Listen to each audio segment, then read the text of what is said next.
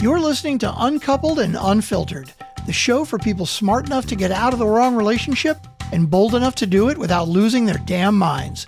Hosted by Ksenia Mensch, a divorce strategist and straight-talking badass, this podcast is your no-fluff, no-shame, take-control guide to surviving litigated divorce with clarity, guts, and zero regrets.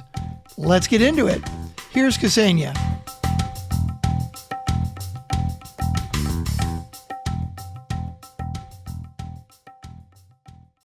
You're listening to Uncoupled and Unfiltered. And today's conversation, we are going to talk about life after divorce and not just surviving it, but making it the life of your dreams, creating the future that you envision for yourself.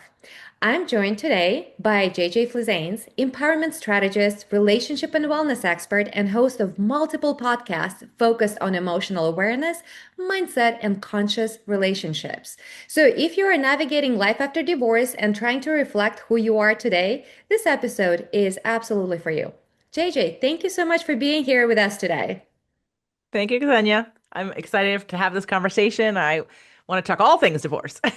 Okay, well, divorce is it's just such a dark chapter, and I am trying to focus on more of a light. Like, okay, divorce is something you're once and done, but one thing I do want to talk about is emotional aftermath, because it surprises me as a person who's been through divorce how emotional surges hit me even years after. It's almost like a rock you throw in a lake and you see ripples. Rock is long gone in the water, but ripples keep going and going. So why do you think that is happening? Perfect question. Let me go back and talk about why we get into relationship in the first place. Is that okay? Absolutely. Okay. Good to know. All right. So, right. Well, so based on the work of Harville Hendricks and Helena Kelly Hunt, they created a therapy called Imago.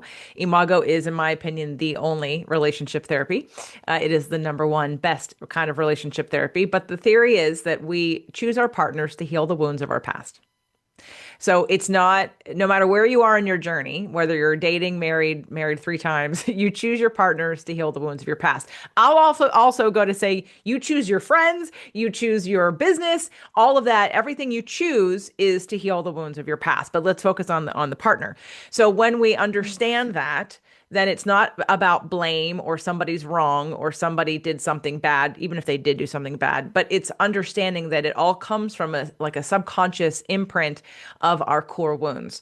After my own divorce, and understanding and using imago therapy quite kind of at the end and doing a very life-changing exercise about core, like understanding what your core wounds were, I had a very shift, like an instantaneous shift in my own behavioral patterns because I could see it dating back to when I was younger. And prior to that, I think I got on the victim wagon because it's easy to do. Like if someone has abuse or their parents weren't the best parents, or they have toxic relationship models in their past, and then they come into the relationship, it's easy to point the finger and say, well, that person didn't know how to do it. They weren't taught that. And so it must be their fault, not mine. Versus if you take the approach of, and I know you want to talk about law of attraction sometimes. So it goes together. I'm the creator of my own reality, no matter what it is. And it feels a lot better to say, hey, I chose you for a reason, the same way you chose me for a reason. This was not a mistake. So while people think it's dark chapter sometimes, or it is painful, the reason why the ripples still go is because unless you uncover your core wounds, unless you heal by yourself and in relationships and change, like I created a course called Rewiring Your Core Wound Patterns. And until you rewire your core wound patterns, you know what they are, you know how you react. And even past that though, because I myself, how long has it been since I got divorced? 2018. That's 7 years. So 7 years ago, I got divorced.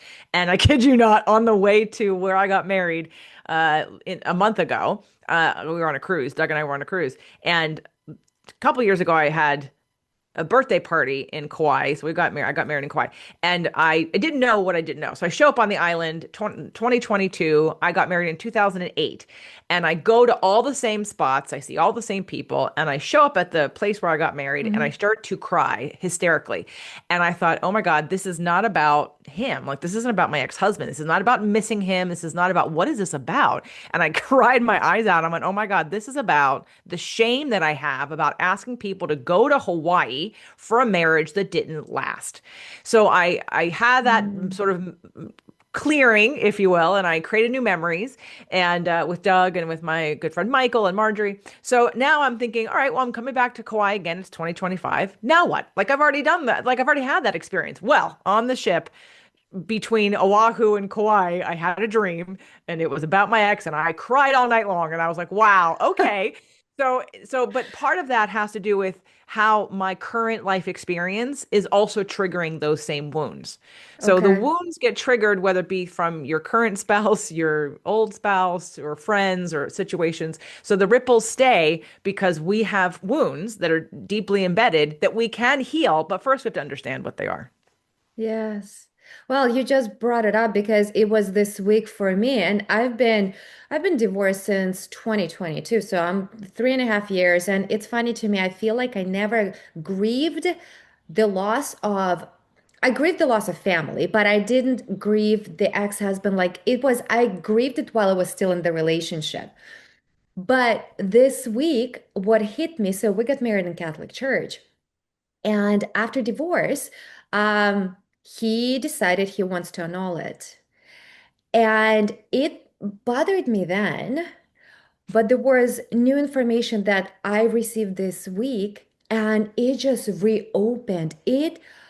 It devastated me. I felt so betrayed. I felt so erased all over again. Though it's not new news, but those ripple effects, it's like being invisible or not matter is, I guess, the core wood that is being reactivated again because it's still within me. And I do not know how to rewire that, you Well, know? let's talk after. I mean, we can talk now about it because it is something. First, you have to be able to identify it. So, what I learned in imago therapy, and it wasn't because it wasn't even the therapist necessarily, it was just the practice. And anyone can buy Getting the Love You Want. It's a book, and it comes with you can buy the workbook, and in the workbook Hmm. is the core wound exercise. However, that I do astrology and my moon is in Sag, and that just means I'm a truth seeker. And that when I understand something differently, that is how it makes the biggest impact for me. So it's a little bit more Okay. mental and analysis for me.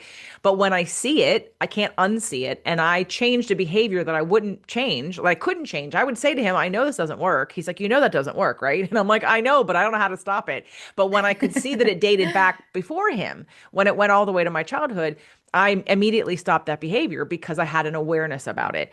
So, in the work that I've been doing since then, I've been helping people with those core wounds. But I noticed that when I sort of created the core wound exercise for them, they would not have the same response that I did. Like some people would notice it, it would be information, but they wouldn't apply it. And I thought, okay, well, how Hmm. do I get someone to apply it? So over the years, I haven't written a book in 8 years, but I just finished the book that's basically about the core wound map and how to take the core wounds and work with it in a way that gives you the map of here's how I respond, here's what it's about, and here's what to do about Hmm. it. And here's how to rewire it, basically. So for me, like I've been literally working with this ever since. So the gift of the marriage was this contrast, law of attraction term, the contrast that because I wouldn't have cared to learn this much, to dive this deep, to work this hard, to bear myself into like this vulnerable position for so long. I learned so much in such a short period of time because I was trying to save my marriage. And that is the Hmm. blessing, but that doesn't mean that the wound, like in my other life now, that wound is also being triggered a little bit. So of course, the resonance of a similar wound and the situation brought it back up again. So for you, I heard Hmm. you mention invisible. That is one of the core wounds. So let's say we did the core wound exercise and we extracted that one of your top three core wounds was invisible. So of course, the annulment is going to sting because it is as if it didn't exist. And so Hmm. that is going to trigger you being invisible. And there's a whole, if you want me to break down sort of like the whole core wound map process, when you understand what your habits and patterns are. Like there are two ways that I work with this. The first one is that when you understand so one of my core wounds is devalued. Mhm. And that's kind of been getting triggered a lot here and there. It's been a interesting 2025. So, but here's the beauty. The beauty is that I then get to look at that and understand I'm in a core wound like circuitry. I'm in a pattern where because they would let me go back and go, what is a core wound? Mhm. Between the time you were born or in the womb, like the last 3 months in the womb, until 7, your brain is operating at like delta and theta waves, which is not consciousness. Consciousness is a different frequency. So we're looking at that you're being programmed. Actually, theta is like hypnosis. People that do theta Mm. healing, it's like getting you into a hypnotic state so that you can rewrite the programs. It's like you're getting installed with different programs. Well, you are getting installed with programs from your environment, from your parents. And the two goals that you had was to survive and to have love and connection. So anything that threatened that, your brain made an assessment and therefore a belief about yourself, about the world, about people being unsafe, or you're not good enough, or you are invisible, or you're being controlled, whatever it is. And these core wounds become the basis in your subconscious of your belief systems about yourself. But you're not choosing it. Like now as an adult, you can see something and say, do I think that means this or do I think that means that? That's having Yes. consciousness. When you're 7 and younger, you don't have the ability to do that. So you're just being programmed subconsciously, and then you become an adult and now you live your entire life based on these beliefs. But you don't know what they are. You don't know what they No. are until you die for You, them, you're right? figuring them out if you're willing to learn about it. Otherwise, you just go and you're like, well, that's who I am, and just deal with that. No. Right, which is why people do patterns and patterns over and over again and can't figure it out. They keep thinking, I keep doing it differently. Well, it's not about doing it differently, it's about changing the belief. But because Yes. that's why I have a whole talk called Three Reasons Why Talk Therapy is Ineffective on my website. Because I have experience and I've had clients that have had the same experience. So they come for 2 sessions and like, oh my God, my whole world's changed. And they were in therapy for like 3 years, 5 years, 7 years, 10 years Yes.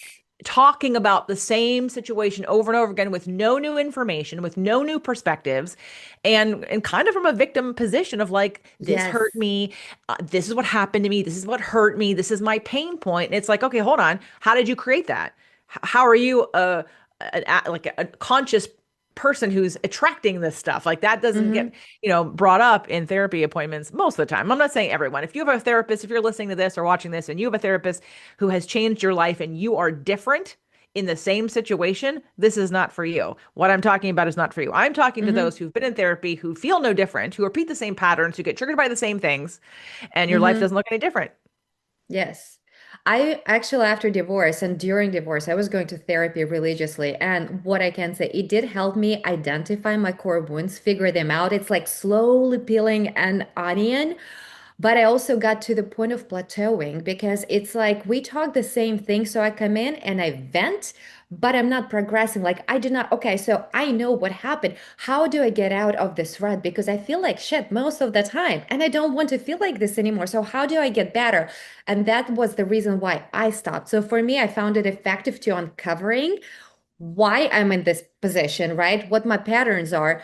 But I felt I did not get to a solution. Now, how to? What do you do next? Mhm. Mhm. That what makes it challenging. I think just like reinventing yourself and getting out of that victim zone. I never considered myself a victim. I actually hate that term. So for me, it's always like, I know things happened. Now, what do I do with that? Yeah. Well, so how I work with it is there are two parts to the map. First, we uncover what your top 3 core wounds are. Then from there, we look at the emotions associated because it's all kind of automatic because it's pre-programmed. It's in your subconscious. You're not choosing to feel this way. You're reacting because there's a belief there. So the trigger happens when the belief gets triggered, like, oh, like with your annulment. Okay, that triggers that I was invisible and that I don't matter because you basically are erasing me. So that triggers it. And what happens is there's an automatic emotion and usually an Mhm. automatic behavior. So, for instance, some people they'll get triggered and they'll like someone who has an abandonment. Let's talk about this because that's a very common.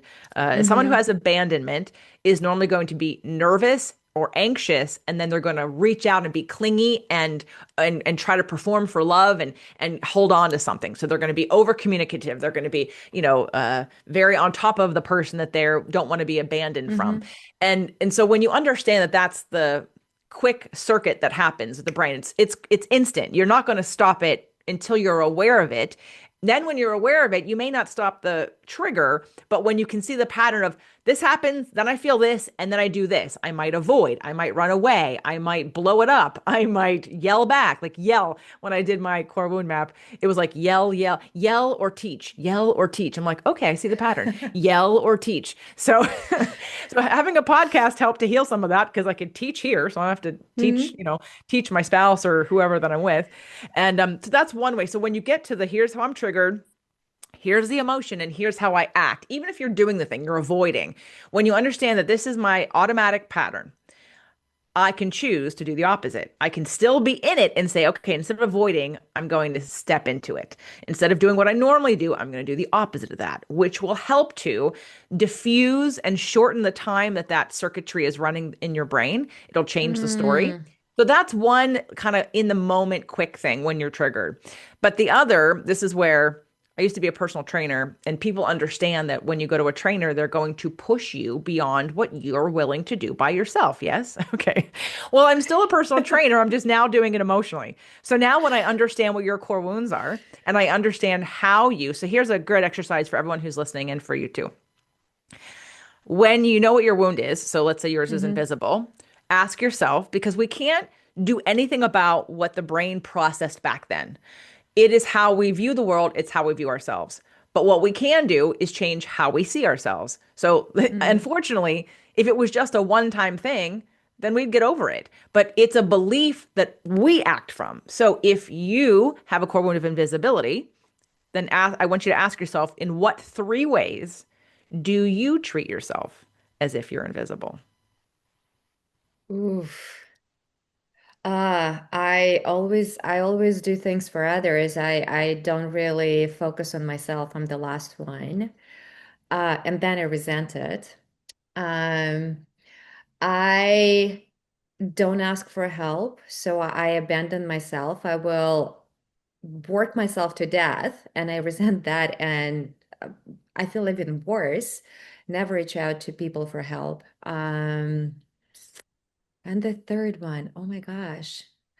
You know, I can give great advice as an advisor and a coach, and I don't follow it because I abandon myself with the same advice that a Okay, lot great. of people follow, and they say that was amazing, that changed my life. And I'm like, but it came from me. I know it, but why don't I follow it? I abandon myself that way. It's easy to do when there's no one else involved. The reason why your clients listen to it is because they're paying you, right? So Hmm. looking at your overgiving to others. So what is it that you want someone to give to you? Um, I, yes, you know what? I want them to show that I matter to Okay. them. So here's how you can work this, because we can't really ask people to give us things Yeah. randomly. But Hmm. what you could do is say, I have a question for you. Um, you know, is what I do valuable for you? Or did that make a difference for you? Or how did that feel for you? You can ask. I had a client once, she was in I created a certification called the Empowerment Strategist, and I did it 2 years. I'll do it again once the book is out, but I thought I need to pause until the book is out. But my Hmm. first group, the beta group, I remember we were doing the core wound exercises, and she was with her dad at the time, and she had this just fear that he wasn't proud of her. And I said, so ask him. And she was like, and she just started to cry. And I said, and the reason she cried is because, of course, if she asks, then she's going to know. If he says no, then she'll know, and it'll confirm her deepest fears. But then she'll get over it. I'm like, the reason why it keeps plaguing you is because you haven't asked him. Just ask him. If he says yes, you'll feel relief. If he says no, you'll feel devastated and you'll move on. But right now, the Hmm. not knowing is what keeps you spinning. It keeps you in this state of fight or flight because you don't know and you don't want to know, but you do want to know. So I think she did ask him. She did cry, but she got over it. But it's learning to ask for. Doug is a words person. And so I ask people who are words. You can't expect someone who is not a words person to give you words. So you need to ask, Hey, Mm-hmm. how was that for you? Did you enjoy that? Did you appreciate that? And it isn't so it's yes, it's self-serving because you want to know, but you're expecting them to provide information in a way that's not natural or normal for them. So it's Mm-hmm. you really seeking out, like, did this work? Did what I do for you matter? Did you enjoy that? Do you feel better? So in that way, like, so each one of the things that you mentioned, how the rewire and how I help rewire people is that we, again, like the personal trainer, like, hold the feet to the fire to say, okay, here's how I do it to me. So the next thing is you have to stop doing these things to yourself, because it's how you keep that belief active. The feeling of being invisible, the belief of being invisible won't go away until you stop treating yourself as being invisible, right? So we can't attract Mm-hmm. anything better until you become the example of what you want and what you're looking for. You can't expect it to come from someone else. I wrote a book called Fit to Love, and how to get spiritually, emotionally, and physically, spiritually, and emotionally fit to attract love of your life. Well, the love of your life is you. You have to be the Mm-hmm. person that who puts out the example energetically for what is okay for you, and what otherwise you're just going to attract whatever your wound wants, and it's always going to be codependent at first or forever, and then you're going to wonder why you can't get any better because you're not treating yourself better. Okay. So that would be the one way, is to accept and acknowledge the ways in which we keep our core wounds alive in our own behavior in relationship to ourselves. And then the last way is the stretchy piece. So, do you understand neuroplasticity? Have you talked about that on your show? No. So, neuroplasticity is the brain's ability to change. And you probably can understand it more like if we look at it in terms of the body, like exercise. Everyone Mm-hmm. probably understands that when you do a new exercise or learn a new sport, your muscles and body feel different, and it's normally sore, and you feel a little bit off, and like you're not really good at it, and maybe you shake a little bit. And then after you do it a few times, the body clicks in and goes, "Okay, I know this, and now I've built the pathways for it. So now I can do it better. I'm stronger, whatever." Well, same thing with the brain. The brain has pathways that it's created that you repeat your entire life. And when you try to do a new one, it's like, no, no, no, no. The brain wants to go, no, no, I want to protect myself. I don't do anything new. That's scary. That's different, which is Mm-hmm. why most people don't change, Yes. because they don't understand that you're programmed to allow in a certain amount of joy, love, success, and abundance. And until you change your temperature gauge, your beliefs about yourself, you can't allow in more. Your body will reject it. You'll self-sabotage on every level, no matter what it is. Health, weight loss, relationships, money, you'll sabotage because your brain does not believe that you deserve more, because you have not Mm. acted like you deserve more or stretched beyond that. So a very cute little story that I'll just to Mm-hmm. illustrate neuroplasticity. Doug and I rented an RV 2 years ago, I think, 2 years ago, maybe 2 or 3 years ago. And we took two of my cats. We had five at the time. We now have four. But we took two of my older girls on this RV trip for 5 days up and down just Southern California. And they were very excited when they got into the RV at first because it was parked outside and we were packing it. And they're like, "What's this?" And they're curious and they're looking around. And then we shut the door, turned the engine on, and they freaked out like they were going to die. It was like, what is going on? This is new. It is loud. It is scary. And they dove right into the bed, heads in the corners, frozen in Mm-hmm. fear. We drove about an hour, then we stopped for lunch. And then, of course, after the RV settled for a minute, they came out, stretched their legs, and then started to look around and going to be curious. And this went on every time we started the RV for a couple of days. But every time it got better and better. And by the end, the fifth day, as we were driving, they were sitting on my lap in the front seat. Mm-hmm. So neuroplasticity is that we have to experience sort of the fear, because the brain wants to protect you, and it'll say, don't do that. Even something simple like recording a video or putting Mm-hmm. yourself out there on stage. You'll freak out, and literally the brain is saying, I'm going to die. I'm going to die. I'm going to die. And Mm-hmm. logically, you're like, you're not going to die. But it feels like you're going to die. Your brain's like, no, this is unfamiliar territory. But until you do it, you can't stretch beyond that and create new pathways. So Mm-hmm. to me, it's like having a personal trainer for your emotions and your relationship to yourself to push you through uncomfortable extending your boundaries. We stay in our comfort zone, and your comfort zone keeps you comfortable. But if you want more or better, you have to pass through the comfort zone into something Mm-hmm. scary, and most people don't do that willingly. So I put groups together, and then we all hold each other, our feet to the fire, and say, okay, you can do this. And then they do it, and then they do it, and they go, oh, that wasn't so bad. I freaked out about nothing. But again, you won't, most likely, just like in the gym, you probably won't push yourself as hard as your trainer will push you. True. They always add a little extra weight. And then like evil smirk, oh, let's just see how you do it. And you're like, oh my gosh, I don't like it right now. Right. Or Uh, or two more, like, oh, I'm done. No, no, no. You have three more in you. No, no, no, I don't want to. Right. So yep. it's that pushing into a new reality, really. And Hmm. then the brain will adapt. And then now you'll be able to let in more. Well, how about like when you do it with a trainer, it's incredible because you do have a cheerleader who holds you accountable for your progress, and you have a trainer who's proud of you. You get it becomes contagious, like you become proud of yourself, right? For the achievements, for doing an extra rep, for getting extra weight. And what if you're doing it on your own? Like I understand when you attract what we feel like. If we're feeling in a rut, very frequently, this is what like our life around feels like a rut. How do we mentally get our brain out of that rut state and say, no, no, no, no, good things are coming and like shift the mindset into something more positive so we can attract more of that? Yeah, well, it's about focus. It's about what you're looking at, what you're talking about, what you're feeling about. It's very easy to we look, misery loves company. When we get Yes. triggered or when we something's going wrong, we like to talk about it and tell everybody about it, which of course makes it bigger and builds momentum. Momentum's really kind of a key word.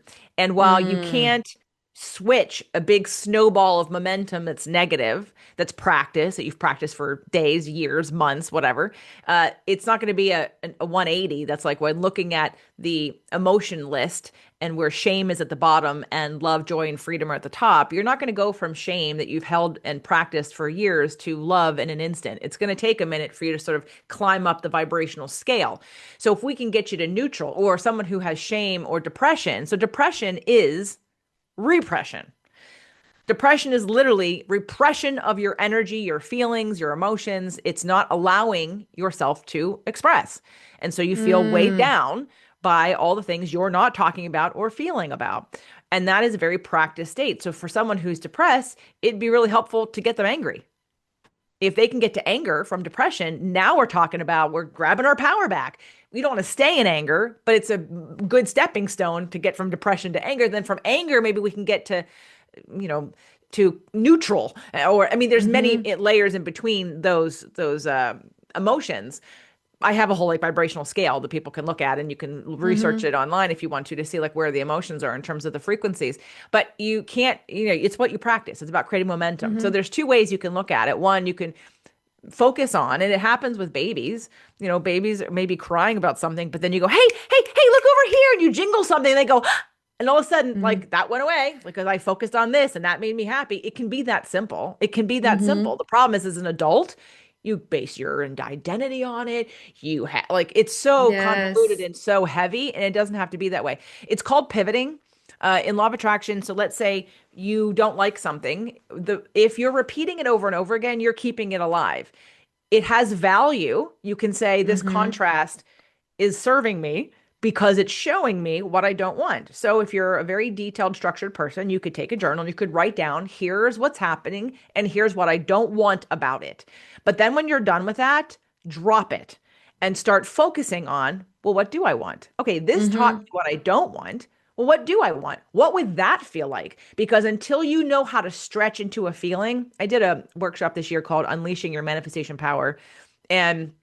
And then I had another group and I did a course called Becoming Magnetic. And I created this exercise this year. It was really fun. And I thought, let's try this. I want everyone to write down all the things you want to manifest, like just one page, like no more than like 15 things.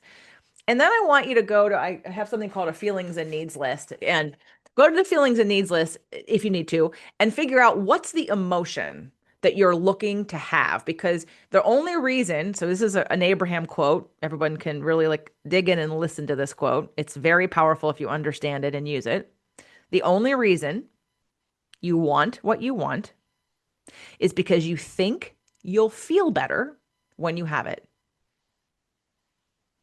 And law of Mm-hmm. attraction game is you don't have to have it to feel it. In fact, you don't get it until you feel it. But then when you feel it, you don't want it. You don't need it because the only reason you think you need it is to feel better. But you can get to the feeling without the thing. And you have to Mm-hmm. get to the feeling in order to get the thing. So so if you wrote down a bunch of things you wanted to manifest, and then you next to it wrote down what's the emotion that you're hoping to feel by manifesting this thing. And for some people, they might say love or freedom or joy or Mm, peace. All right. So when's the last time you felt any of those things? And how can you feel love, joy, and peace now? And then you focus on how do I, it doesn't have to be in relationship to the thing. Like if you yes. want a partner because you feel love, I have cats. I love my cats. They're basically my kids. All I have to do is go spend time with my cat and I feel full of love, right? But now I'm in the frequency of love, which if I can carry that emotion and milk it and make it bigger and add some momentum to it and just keep going with it and decide to stay focused on love, then I'm going to attract all the other things that I want that line up with love. Mm. Because a lot of times we try to manifest from the place of lack. We try to Right. manifest what we don't have. And like you said, we hope it makes us happier for whatever reason, whether it's feeling, whether it's financial abundance, whatever we think in our heads. But until we feel it from within, we can align with the energy, right? Right, which means you're not going to get it. And there's a difference between the lip service of saying that you want it or making a vision Yes. board, right? And the actual feeling of it. You have to feel it's an emotional, it's a frequency, it's a state, it's a physical state. It's not just a word or an idea. Mm-hmm. And so depending on how embodied somebody is, if you're someone who lives in your head all the time and you're disconnected from your body, then you probably don't know the difference. But Mm-hmm. you have to have a genuine physical in the body feeling, in the heart, Mm-hmm. in the body, a sensation that lets you know that you are having that feeling. Are there vision boards effective at all? Because I know it's every new year starts, okay, we're gonna do a new vision board. This is what I want, and blah blah blah blah. Is it effective, or is it like tricking our mind? Like we're we're not feeling it. We just it's almost like in a candy store. I want that, but I shouldn't have it because my trainer said no. So you know you're not having it. Well, I did an episode early on in my podcast called "Why Your Vision Board Isn't Working," and I do run a 14-day manifestation challenge. I'm not sure when you're going to publish this podcast, but the next one is January 5th. So January 5th, Okay. 2026 is my next free 14-day manifestation challenge, and I think in the materials you do get a link to that. Oh yeah, when you sign up, you get a link of podcasts that would help understand manifestation more importantly. Vision boards can work, but they're like treadmills. You have to get on it. You have to use it. There's the active use of a vision board, and then there's the passive use. Putting it up one time and walking away. I mean, there are people that do that, but they practice being in alignment in their lives and then they see that they manifest the things. But you can use a vision board to focus, to pivot, Mm-hmm. to say, okay, I'm so stuck in my way right now. How can I look at something and get really excited about it? How can I pretend that I'm there and feel the feelings and activate all my senses and overwhelm my nervous system and my brain with the reality that I want to see and then feel Mm-hmm. about that versus the what is, which is bumming me out. Mm-hmm. Well, also like about manifestations, I know when we go through divorce and after we hope to find a better partner, right? Or we hope to better relationship. And a lot of women try, I'm not sure guys do that, at least not consciously, trying to manifest it. So how do we manifest the right rel right sounds wrong, but the better relationship for us? You got to do your work. You got to do your own work. You got to know what your core wounds are. You have to change them. You have to start doing for yourself what you're expecting other people to do for you. Because if you're looking Mm-hmm. for someone to complete you, they can't do that. That's not fair because it's not going to work that way. But if you take responsibility, my ex-husband had a friend who his wife had been married before, and then they were getting ready to get divorced. And I said to them, look, I'm not trying to get you to stay together. But if you actually want to have a marriage that lasts, why don't you go and do this therapy? Why don't you figure out what your wounds are and try to heal them because you have a willing partner who's willing to help you do it? Because there's one thing of like healing some of your stuff on your own, which you absolutely can do.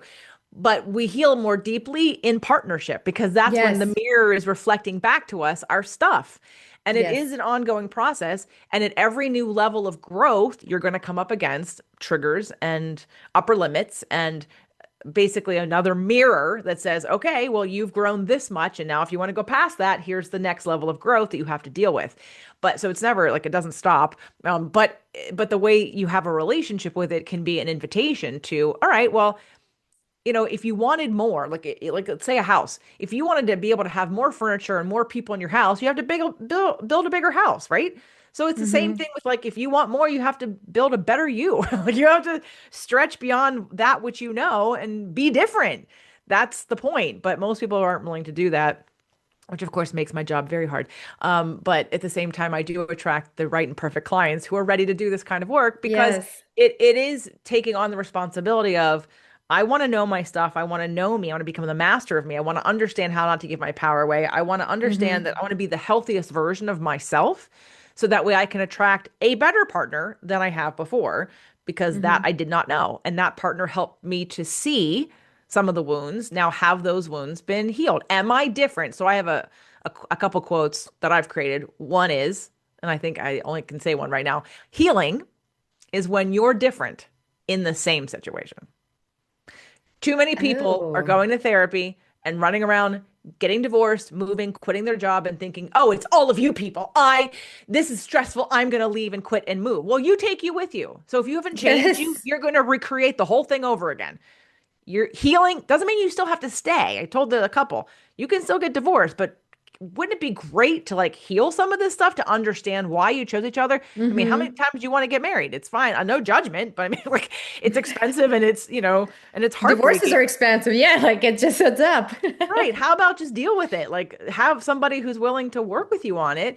I mean, a lot of marriages I work with people who, they are on the brink of divorce and one person wants to do the work and then they all shift because it's like, oh, when one person understands their stuff and they start changing their behavior in the same situation, it's like, oh, cool, that worked. Mm-hmm. And then they feel better. So you have to work on you.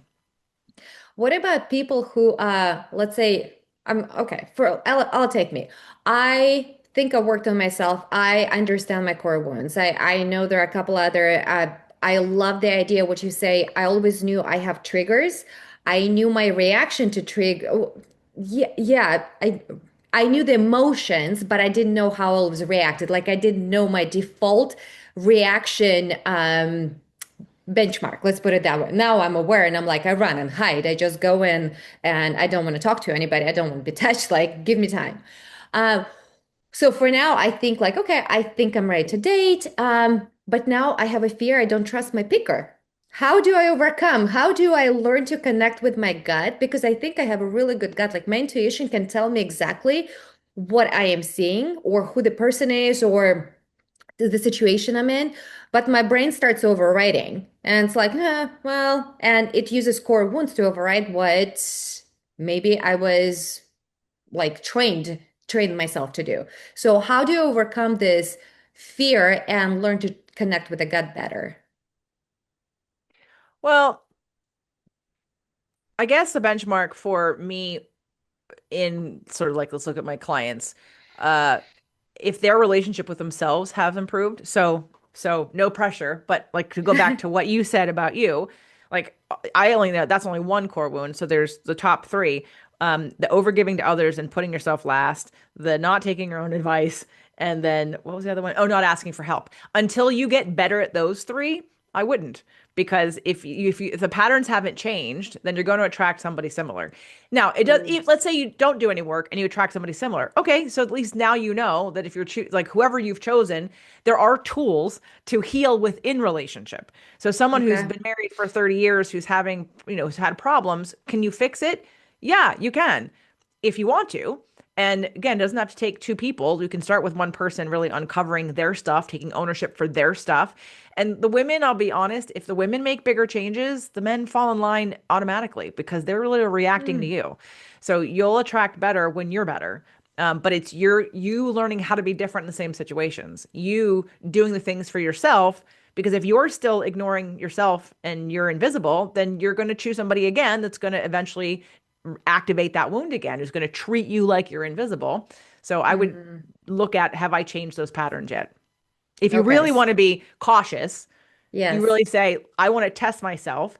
And another one would be, again, I said my trigger recently in the wound. And it actually happened. I had a client this year who, at the end of the day, it did not work out. She was in a different program, and she had done this program too, which is why I thought, okay, she likes, she's done this work and she wants to do more.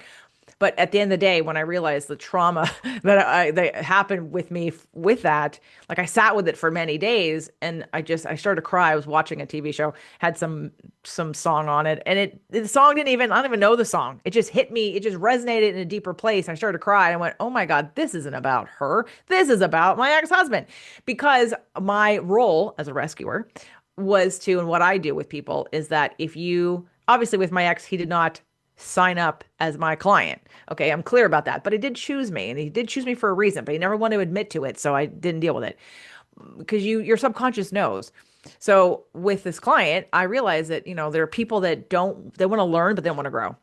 And I'm all about the Mm-hmm. growing piece. I want to take the learning and actualize it. I want to take the learning and embody it. I don't want to just know things in my head that I don't use, because who cares? It's just information you're not using. So and I push people, right? I gently push people Mm-hmm. to grow and to do things. And so when people aren't ready, then they snap back and they're like, no, I'm not doing that, or I don't want to do that. And don't push me. And so they get mad about it. But I hold the space for, okay, but it's just that one little, like that idea, that one day, that like that light bulb. I'm waiting for the light bulb moment. So I give and I give and I wait and I wait and I'm patient. And I put up with all kinds of shit because I'm waiting for somebody's light bulb moment to change their life, because it happens. And then I'm out of integrity with myself. I tried really, really hard. Although I don't regret a single day of it with my marriage. I learned a lot, and I had to feel like I tried everything in order for me to feel good about saying, okay, I'm ready to. And I didn't, and it wasn't even divorce. I said, okay, this is a good manifestation story for you because my partner. So I practiced law of attraction during my marriage the entire time, and I got to be an expert at it because I was happy no matter what was happening. No matter what was happening, I could find true, authentic. None of my clients knew what was going on. Well, a couple of them knew, but because I literally was authentically happy and in a good place and getting my needs met. I didn't go around, I might have been frustrated at times and sad at times or whatever, but it didn't last that long. I dealt with it and I moved on, but I focused on what I wanted. I did all the practices. So when the time came for me to say, and he had been wanting to separate, and I didn't want the divorce, he wanted the divorce. And I was holding on so tight. I was so controlling. I was like, no, no, no. I was so defeated. And the day that I said, the day just came to me, I'm like, he's never going to change in this situation. He needs Mm-hmm. new perspective. So I thought, okay. And I had interviewed a couple who got divorced. They thought they were separated for a year, then they got back together. And that was inspiring to me. So I was like, okay, maybe we need to separate. So I finally said, you can move out. And I let go. And the minute I let Mm-hmm. go, and I'm not kidding you, 2 hours later is when Doug called me and said, I need to talk. My wife just left me. Because I'm thinking, oh my God, I wrote a book about fit to love, about manifesting your partner. I teach Mm-hmm. manifestation. I'm gonna be ashamed. No one's gonna believe me. I'm a hypocrite. I don't know what I'm talking about. And then so I was shamed about that. And then I thought, I can't live like this any longer. So of course it went from I manifested my partner in 3 weeks to I manifested my partner in 2 hours. So Doug called, and he didn't know I was getting separated. I knew his marriage was in trouble, but I didn't know it was like that bad. And then we talked, and then we were kind of together very quickly after that, and we've been together ever since. So it was like, because I finally surrendered. I surrendered, Yes. and then universe literally gave me what I had been practicing. I had been practicing a frequency of what I wanted, which was someone to do all kinds of things with, and to grow with, and to dance with, and to hug, and to hold hands with, and blah, blah, blah, blah, blah. I practiced all that all the time, even though it wasn't my reality. My ex-husband did Mm-hmm. not do any of those things. But I lived in the space of like as if he did. Okay. And then when I finally let go, universe literally handed me in 2 hours, Doug. And I was like, oh, you check all the boxes.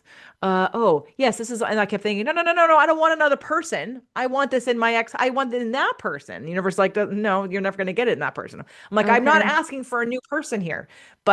So universe was very clear. You're not going to get it from that guy. You're going to get it from this guy. This is the path of least resistance. And I was like, oh, okay. And here we are. So it's a great story. I love it because what I am like I'm a Taurus. My moon is Taurus. So I guess I know I'm stubborn, but I What's your guess sun that sign? Leo. Why did I know that? I just felt it. Anyway, go ahead. So I mean, it's fiery and stubborn, so I get it. And I'm rising Aquarius, so it's very cold, I guess. It's like the passion, and it's weird. I feel like I'm a hot mix.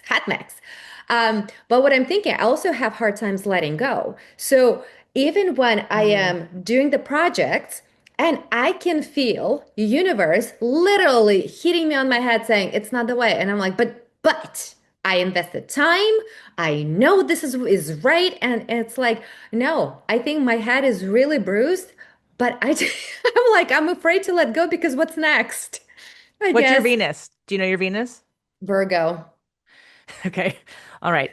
Well, all right. So that's doing it the right way. And then of course your Taurus is like digs in because it likes structure. And it is. I have a client I worked with yesterday. She's in my rewire for next year and she's many, many Capricorns.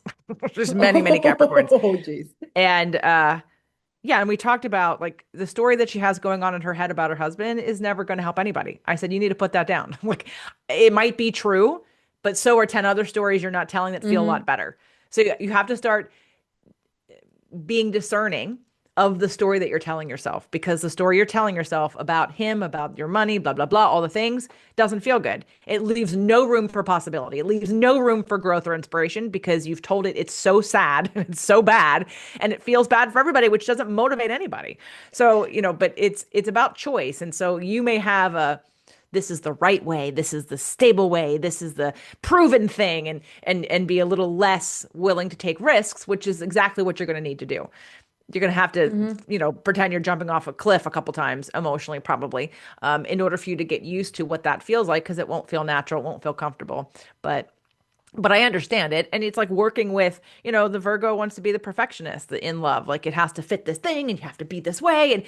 And it's right. But so if you have a list, it's like how to be flexible with that list and what's the most important thing. And to remember the quote that I said, the only reason you want what you want is because you think you'll feel better when you have it.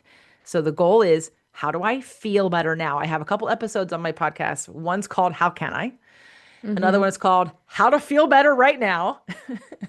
That's perfect. So just learning how to pivot your mindset, pivot your focus. Forget the mindset. I hate that word. Pivot your focus. What are you telling yourself? What are you talking about? Does the story allow you to grow within it, or does the story damn you for like life in right into whatever the conditions are? We are unconditional, yet we all live very conditionally because we're afraid. That's really the bottom line. We're Hmm. afraid. Yes. But yeah, your intuition is going to guide you to what the lesson is for you. So whether you have grown or not grown, I would say just notice because you're going to need to grow. Everyone needs to grow. Doesn't matter what your Yes. partner is. You could be 30 years into your marriage. If you're someone who's on the wanting to feel the passion of life and you want to grow more, then you're going to be presented lessons no matter where you are in your stage of relationship. Mm, that's true. It's so much to work on. The biggest thing is letting go. Right. And what does that look like? And what are there steps?